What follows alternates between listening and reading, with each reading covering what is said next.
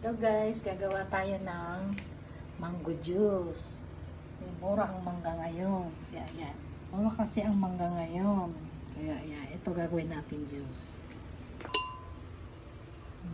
Lagyan na natin lahat ang mga mangga dyan.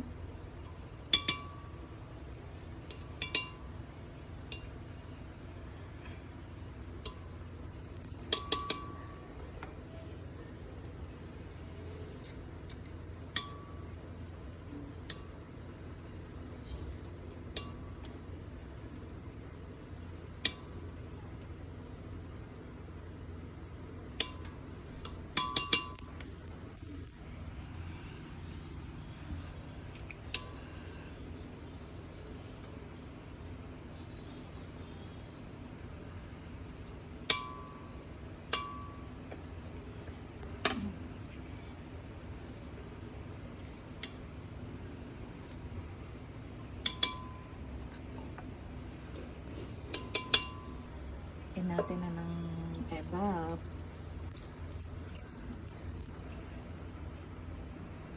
Lahat na natin to guys. Maliit lang naman tong latte. Tapos sagyan din natin ng konting fresh milk.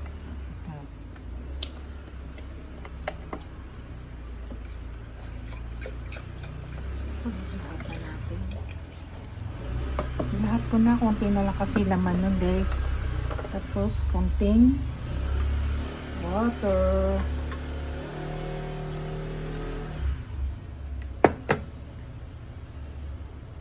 Teka, saksak muna natin guys. Ito, tapos na.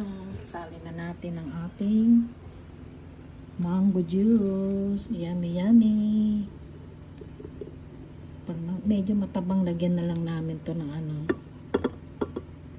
equal sugar. Hey guys,